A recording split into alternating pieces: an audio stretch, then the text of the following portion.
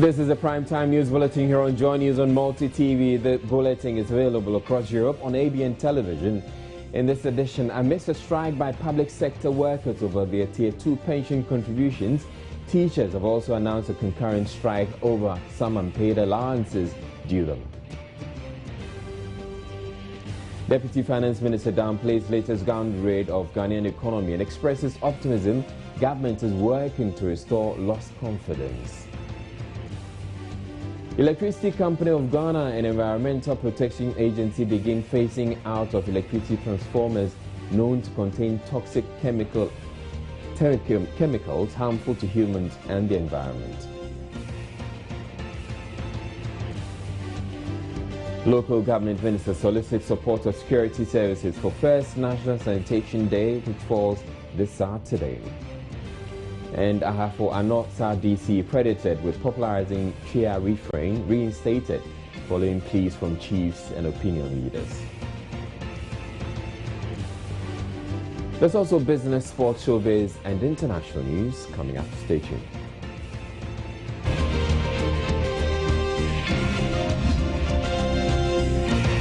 News at 8 with Israel Live.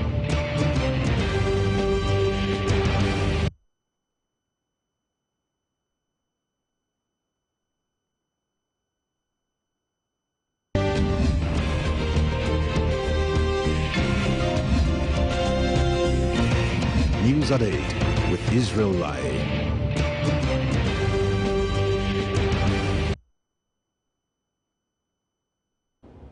In our very first story, the Electricity Company of Ghana, with the help of the Environmental Protection Agency, has begun the process of phasing out a set of electricity transformers containing highly toxic chemicals, which experts say are harmful to humans, animals and the environment. The transformers for several years have been at the heart of the distribution network globally until a global treaty agreed in Stockholm for their prohibition.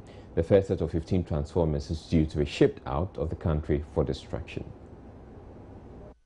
The 15 transformers containing the harmful substance polychlorinated biphenyls (PCBs) have been secured at a storage site in Tema, waiting to be safely disposed of. Another 200 grams of toxic oil drained from other transformers are also being kept at the site for disposal. The Environmental Protection Agency explains it is working to completely rid the country of the toxic substance. We conducted a nationwide inventory of the transformers and capacitors, to determine whether the oils in them are contaminated by these PCBs.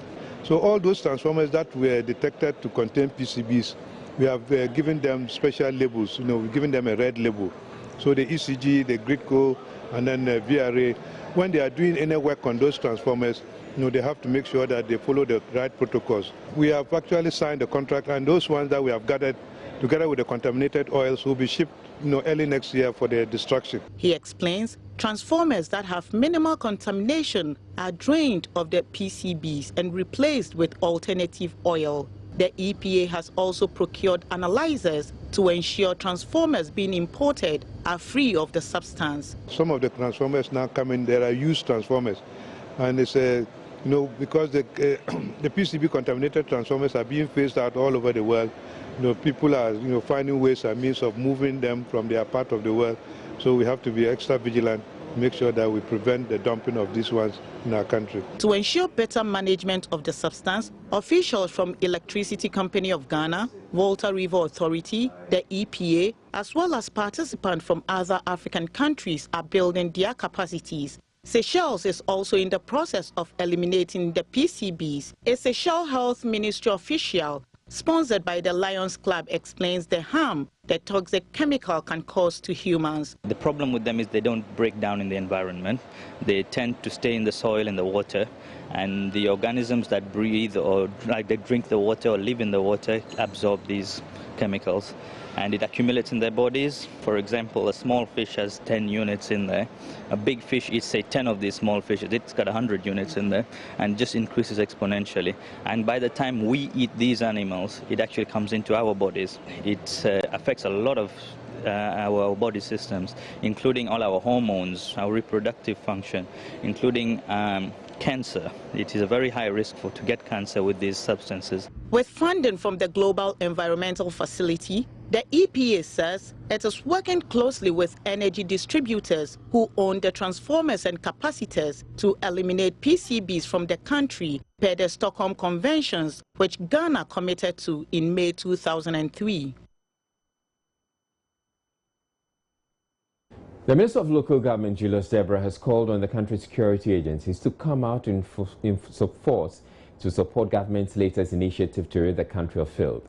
The ministry is seeking to institutionalize the first Saturday of each month as a national cleanup day and has been courting the support of all to make it a success. With just days to the first National Sanitation Day this Saturday, the minister Monday took his campaign to the police and fire service. The sanitation crusade by the minister has attracted lots of stakeholders, including religious leaders, chiefs, and MMDAs, with more individuals and groups expected to come on board. For the minister, the police is particularly crucial in the crusade as they are strategically placed to help in the enforcement of the bylaws that will ensure that the National Sanitation Day is successful. The National Sanitation Day is a form of communal labor where we are asking every citizen or every person who lives in Ghana that on the first Saturday of every month, at least once a month, we all use the occasion to remind ourselves and to get involved, trying to do something within our homes, our immediate surroundings, our communities, our churches, and other public places. So far, we've got indication that people are really interested and they think it will work. The Inspector General of Police, Mohammed Ahmed Al-Hassan, applauded the minister's initiative and promised to deploy his men to help in the enforcement of the bylaws and also take active part in the exercise. We are backing up on this to sensitize our people, to educate. As we go along, I believe we want it to be a habit rather than a one-time type of... so I did discuss this with the minister as to coercive force. I don't think that is the ultimate objective. Of course, when it comes to law enforcement, we are obliged to enforce the law as an agency. The minister was also at the Ghana National Fire Service, where the chief fire officer promised to help in the exercise. He, however, asked that the Ghana Water Company assist with tanker services for the day. On the part of the service, as you mentioned, we will gladly participate. It's a national call, and that is why the fire service is there. It's a national call, and we will be there. However, you know, much of the job that we are going to do to assist in this exercise depends on water. So I will use this medium to appeal to Ghana Water Company to make water available. Field presidential aspirant Madam Akuya Donko was also at the Ministry of Local Government and Rural Development to pledge her support for the crusade. The latest UN report on sanitation named Ghana as one of the 10 worst countries. The minister is, however, confident adopting such cleanup initiatives and composting, among other strategies, could help the country out. This has been Latif Idrisu's report for Joy News. Teachers across the country have declared a nationwide strike with effect from Tuesday, October 28, over what they describe as government's unwillingness to address a number of grievances tabled before it. Speaking on behalf of the Ghana National Association of Teachers and the Coalition of Concerned Teachers, Vice President of the National Association of Graduate Teachers, Angel Kabunu, mentioned unpaid allowances and the freezing of the salaries of some members amongst the reasons for the strike. He vowed they will only go back to the classroom if their grievances are resolved. The NAGRAD Vice President also mentioned issues with the payment of the incremental credit arrears as well as payment of transfer grants, among other issues. Issues to do with our transfer grants, issues to do with our incremental credit, issues to do with our car maintenance allowance, and so on and so forth, have not been responded to positively by the Ghana Education Service, the Ministry of Education, and then Ministry of Finance. One other issue that we realize is that the issue has gone to the Labour Commission, and every time that the Labour Commission invited the parties, especially the Ministry of Finance, they have refused to make appearance.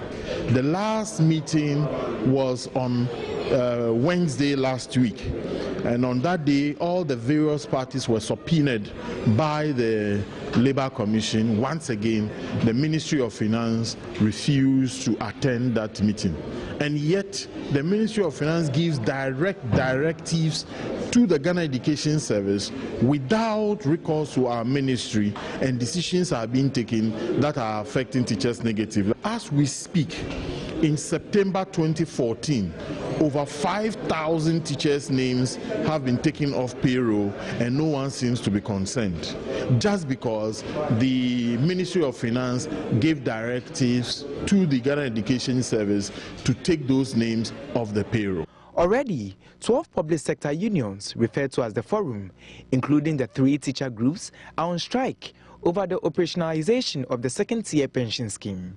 He explained teachers will remain on strike until their specific issues are resolved. We have embarked on an industrial action. As from tomorrow, teachers in this country have decided to lay down their tools.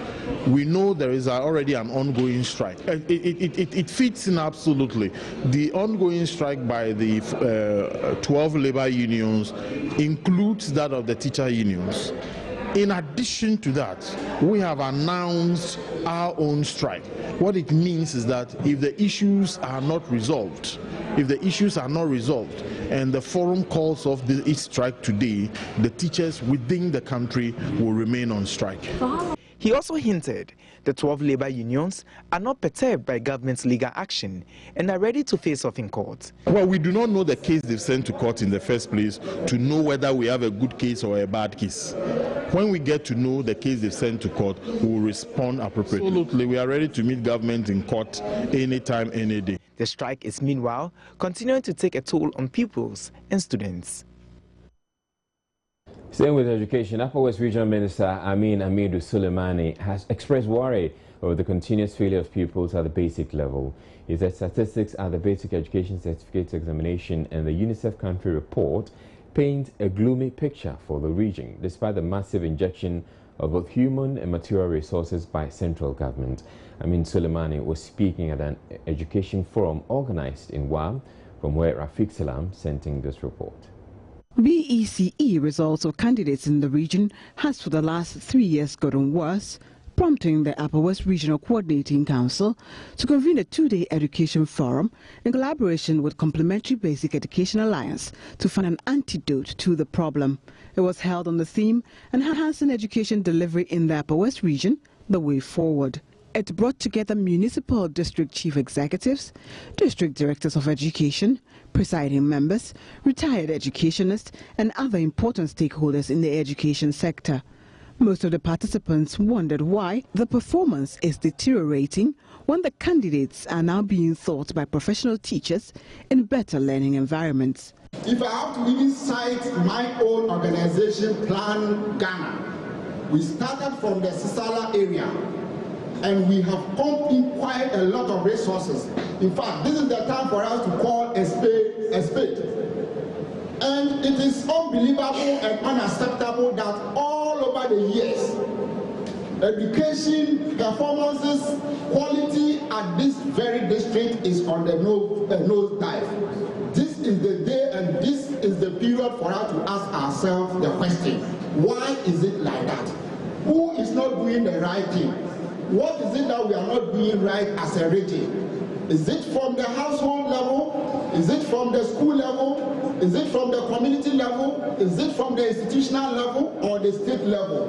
We must answer this question today and tomorrow in order to chart a path for ourselves to improve on the situation. Upper West Regional Minister Amin Amidu Suleiman expressed disappointment at the turn of events.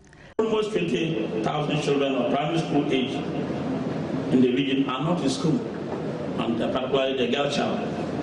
The implication of these two scenarios alone for us in our education delivery effort will not augur well for our future growth and development if not quickly addressed. Acting Upper West Regional Director of Education, Idrisu Mahama, laid most of the blame squarely on the attitude of teachers in the region and called for strict enforcement of the rules in Ghana Education Service. If we play our roles very well, even though the cry is that there are no enough trained teachers, if you compare the past, I also attended that experimental primary. P1 to P6, I was taught by one certificated teacher. Rafiq Salam's report from WA. Landowners at the Kwabinya landfill site are seeking the assistance of the Judgment Debt Commission Monday to stop what they describe as harassment by the Accra Metropolitan Assembly over the occupation of lands there. According to the landowners, whilst the AMA says it is no longer interested in using the land, it is preventing them from occupying it, describing them as squatters. The commission also heard from the Finance Ministry on compensation paid out to victims of flooding during the construction of the Akosombo Dam. Representative of the local government ministry said, contrary to claims by the owners of the Kwabinya landfill site that they had not been paid any compensation for the lands taken by the Accra Metropolitan Assembly, monies have been disbursed to them on two separate occasions. Frederick Dankwa also explained the circumstances under which the AMA decided it could no longer use the land for the intended purpose. The houses were marked, labeled, and pictures taken, and then documentation for 28 were with a land valuation. And this agitation kept on. There were demonstrations at the World Bank offices, which triggered the World Bank to invite their inspection panel from Washington to come and visit the community. They visited the community, looked at their grievances, etc., and said that the project should go on. The Finance Ministry representative who appeared could not provide all the information required by the Commission on the compensation paid out to residents of the Volta Lake Basin for the flooding of their communities. Documentation was presented by Land Valuation Board. My role as a legal counsel in it, I did not handle acreage. I think what I handled was the amount that the Ministry of Finance was supposed to have been paid. The acreage, with respect to all the claimants, was resolved by Land Valuation Board. The Commission, meanwhile, intends to bring its proceedings to a close on Thursday, October 30.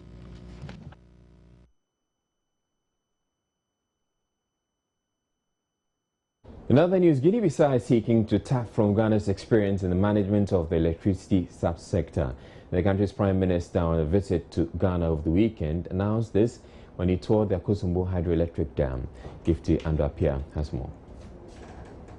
Guinea-Bissau's Prime Minister Domingo Simeon Pereira left Ghana on Monday as part of a four-country tour of the sub-region to show appreciation for support of their new government before going into bilateral talks with Vice President Kwesi Bekoe Emisa Arthur.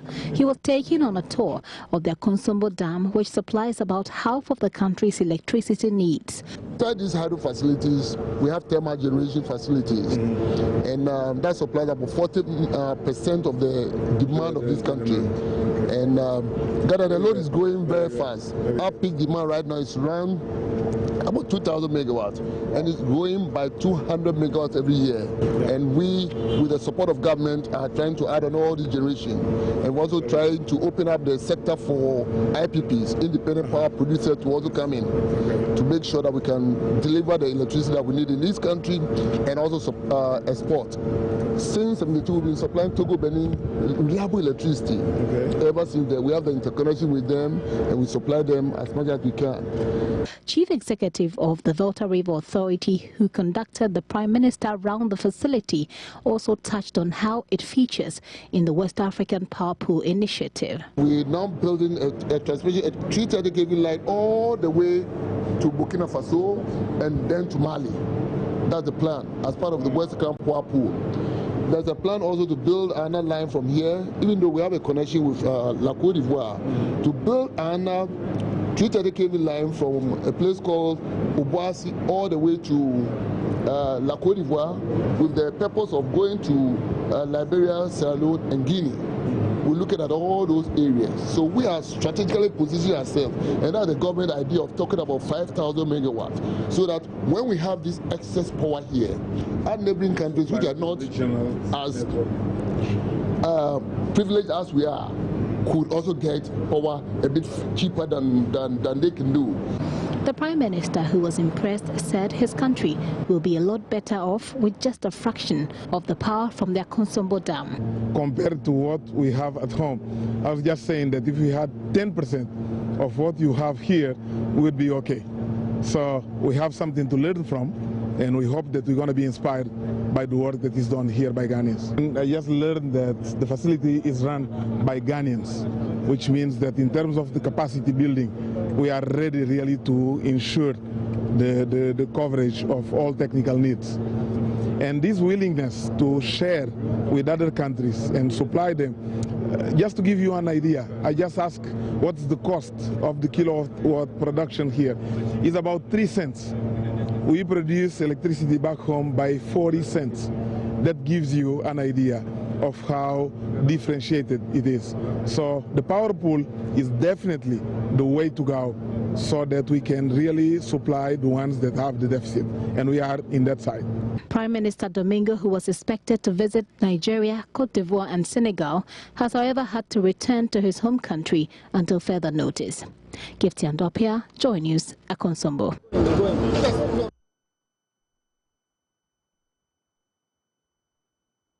We're taking a break. We have more stories coming up thereafter. Stay tuned. President John Dramani Mahama will begin a 40 official visit to Norway on Tuesday. The visit, at the invitation of Prime Minister Erna Solberg, will start with a bilateral meeting and joint news conference by the two leaders. President Mahama, who is the chair of the ECOWAS, Authority of Heads of State and Government, has been in Denmark and the United Kingdom for similar visits. In Norway, he will be guest of the President of the Norwegian Parliament and will hold bilateral and investment promotion meetings with government officials and business executives.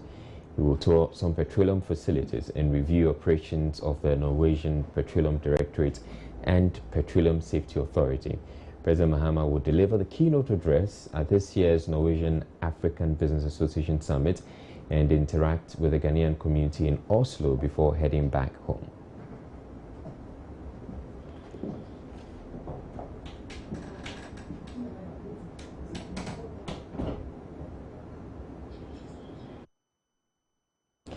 Deputy Finance Minister Mona Quartey has downplayed the latest downgrade of Ghana's credit rating and expressed optimism government is working to restore confidence in the economy.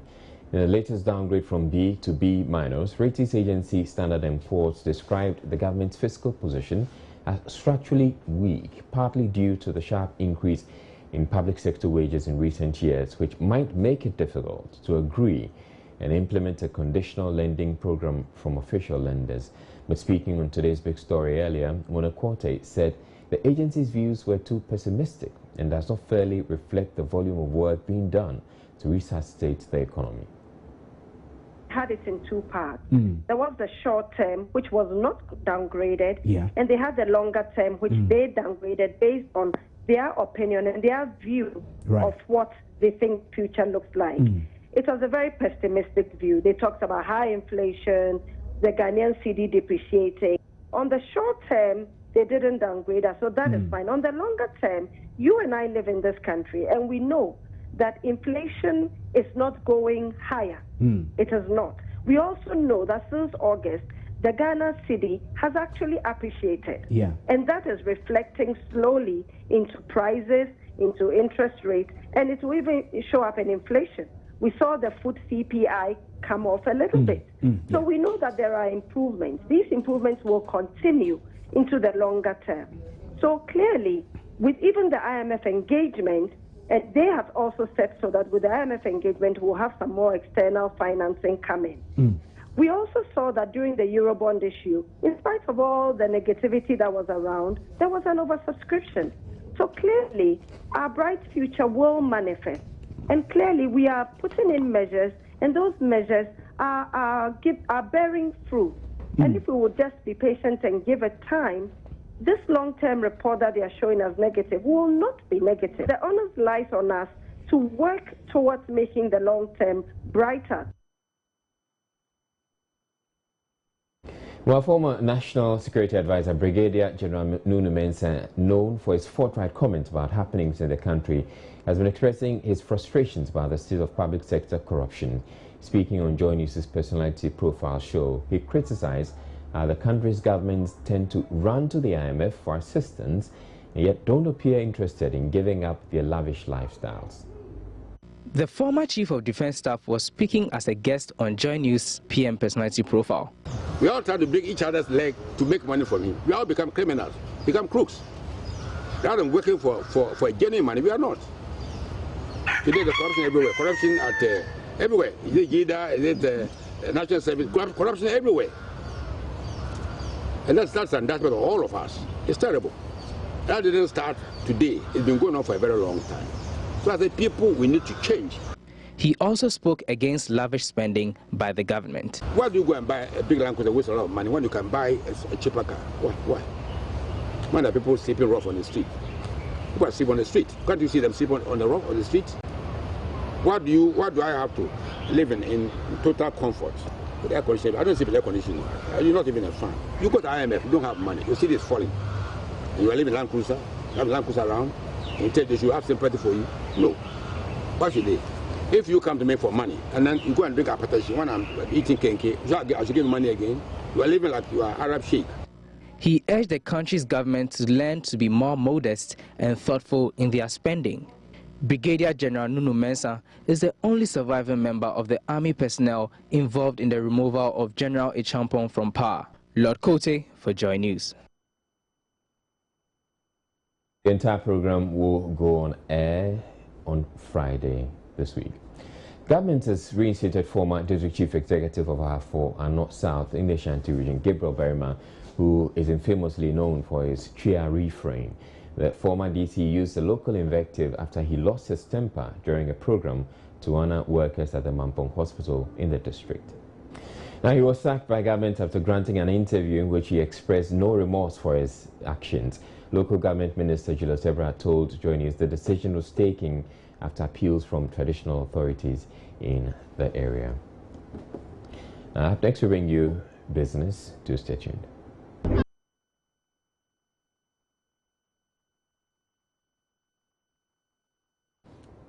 Hello, good evening and welcome to Business with me, Matilda Nyakwa Kweku. Now, President John Dramani Mahama has disclosed that the economic transformation agenda of his government cannot be achieved within 2 years, stressing that any action with regard to IMF negotiations will go beyond the election cycle. The president told the African Report recently in an interview the transformation agenda cannot be achieved in 2 years, and so any action will start with regard to negotiations with the IMF will go beyond the election cycle. That was the president's word. Now he continued, my eye is beyond 2016. Government is not looking for a short-term fix to the budget deficit. The IMF talks were about wider economic restructuring and reforming institutions, not simply a bailout. The economic transformation agenda initiated by the government was foremost to help improve and stabilize the Ghanaian economy by transforming it from one that is heavily dependent on imports, as well as the wholesale exportation of raw materials that do not fetch adequate revenue for the country.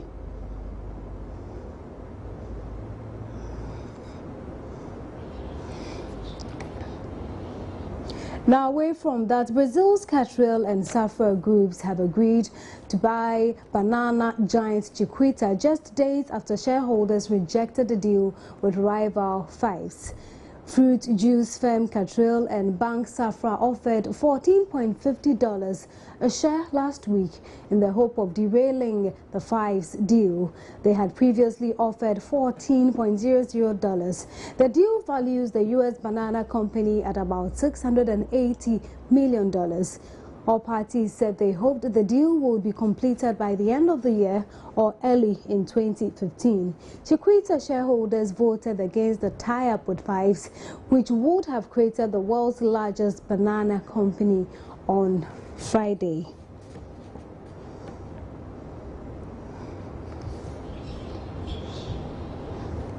Now, France's finance minister says the country plans to cut its budget deficit by 3.6 to 3.7 billion euros next year in a bid to meet European Union rules. The minister, Michel Sapin, made the promise in a letter to the European Commission.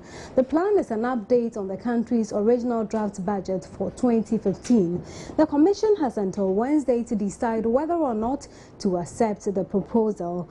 Mr. Sapin said he had found the money because of lower than expected cost of interest payments, as well as lower contributions to the EU's budget. He said France had also gained income through higher tax income, which it pulled in by being tougher on fraud and ending some company tax allowances.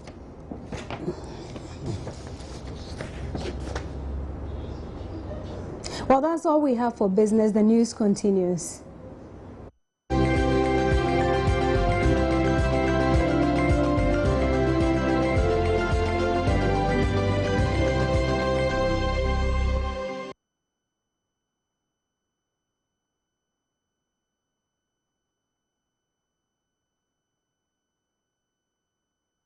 To warm up during Ghana's World Cup game against Portugal in Brazil earlier this year. ASEAN was giving evidence to Justice Jamafed-led Presidential Commission of Inquiry via Skype on Monday afternoon from his Milan base. According to the Commission's spokesperson, Thomas Boachi-Ajiman, who spoke to Joy Sports, ASEAN told the Commission that substitutes need not warm up before matches, but such players only warm up when changes are about to be made. ASEAN also denied that former Black Stars head coach Kwesi Appiah had lost the dressing room, noting that the player behavior under both indigenous and expatriate coaches remained the same. He told the Commission that players cooperated well with Appiah, adding that the players were aiming to play and win. So this is one that we'll be really following. Tomorrow we can bring you some footages of exactly what happened and transpired, when ASEAN appeared before the Commission of Inquiry via Skype. And we can do some more with relation to the Black Stars, because Stephen Keshi has been dealt a massive blow in his pursuit to become coach of Ghana after the GFA declared it would not consider new applicants. The former Nigeria coach has expressed interest in becoming the substantive replacement of Kwesi Appiah a few weeks after leaving his post with the Super Eagles. Keshi's interest, however, appears to have come too late in the day, as the Ghana FA has already shortlisted and conducted interviews for vacancy. The GFA's interview panel will be submitting its report this week for further deliberations, leading to the appointment of one of the interviewed applicants. A choice is expected to be made amongst the interview trio of Michel Pont, Juan Ignacio Jimenez and Avon Grant soon after the report is submitted before the GFA's executive committee this week. So Stephen Keshi would love the job, but he's certainly out of it. That's what the GFA have confirmed now. And we can do some more, and we'll have to go to the sad news in South Africa and about Senzo Meyiwa. And South African police have launched a major manhunt to find the killers of national football captain Senzo Meyiwa, shot dead by suspected thieves. They have offered a reward of $23,000 of information about the attack, which highlights the country's high rate of violent crime. Meyiwa was reportedly shot after men entered his girlfriend's house yesterday. Fatal Dawda, was actually a teammate of Senzo Mayiwa in Orlando Pirates. The reason why he was never #1 in Orlando Pirates. May his soul rest in perfect peace. And now we can do some boxing just as we step out. And boxing legend Azumah Nelson has called on the Ministry of Sports to intensify efforts to rehabilitate the Kaneshi Sports Complex named after him. The facility has been left untended, for years, and its dilapidated state caught the attention of the new sports minister, Barima Osei, who has promised renovation in his tenure. The boxing professor, who has questioned the motive for naming the edifice after him, insists its renovation must be hurried. Do you want me to go and take over? Or to handle it, but I know the place is getting dirty. The place is, and then I heard about another name that they're changing Azumah Nelson. I can remember the last time even I went to that place. But what I remember is somebody called me and he said, listen, they are changing your name, they are changing Azumah Nelson complex to some name. And I said, oh, no problem, because there's time for everything. Okay. Ecclesiastes chapter 3 verse 1, I said there's time for everything. So if they give me, if they name my name, they name me as Azumah Nelson complex, and then they name that place Azumah Nelson complex, and today they are changing, then it's time for them to change. It doesn't matter. It's Azumah Nelson Foundation or Azumah Nelson complex. We have to do something better, something that project, or bring people up, something that will open the place to people to achieve something there. The good old professor, quoting his way through the scriptures every step of the way. He's probably now the Reverend Professor Azumah Nelson. Everything goes for him. That'll be all for sports tonight. I'm George Adder Jr. Israel. We'll join you with some more. Have a good night.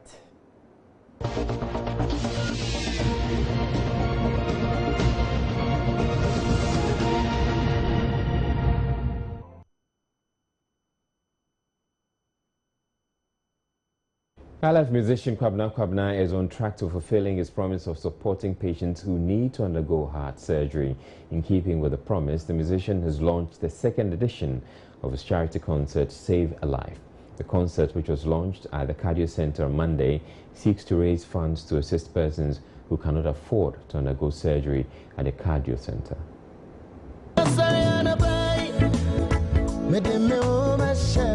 The show, slated for Saturday, November 22 at the La Palm Royal Beach Hotel in Accra, will see top Ghanaian musicians and celebrities join the Highlife artists for the musical charity event. Artists billed to perform include Afrobeat singers Ify and Becca, dancehall act Samini, gospel veteran Stella Seal, and rapper Manifest. Both Kwabena and Dr. Lawrence Rebo of the Cardio Center spoke to Showbiz about this year's concert. Personal expectation is just one thing, one goal, just one goal, to be able to raise enough money to save more lives. I'd say that is the main aim. I think I wasn't concentrating on what's going to go wrong as far as the concert or organization is concerned. Challenges are everywhere. I mean, it's part of life. But I'd say that last year it was brilliant. Almost every artist gave a very good account of himself or herself, and this year around I think they're going to do same there. So we prepared, rehearsal started already, so we want to give our people a wonderful entertainment and then again be able to raise enough. I mean, last year within a short period of just 2 months we were able to organize the concert, and it was a great success. I enjoyed myself, and a lot of people who came gave a testimony to that. This year we want it to be bigger, to be on a grander scale, so we can help more patients, not only realizing the money for them, but also to raise the awareness that look, we have these people, they need help, and people can come to their aid. And also to get away from the hustle and bustle of hospital life, shake our bodies a little, and have fun. The High Life Act came in for some commendation for some people present at the launch. I think this is a great initiative that he's doing. The fact that they managed to save some lives last year is incredible. As you know, when you hear the stories, the people have been waiting for over 5 years, over 10 years, and it took for Kwabena to, do this concert, and he saved 5 out of 20 people that they wanted to save. I think it's fantastic. And the Save a Life concert is aimed at raising funds to support patients who have to undergo surgery at the cardio center. It presently costs as much as 12,000 Ghana cedi for one to undergo the surgery, and Kwabena is hoping to meet patients halfway with the cost through the concert.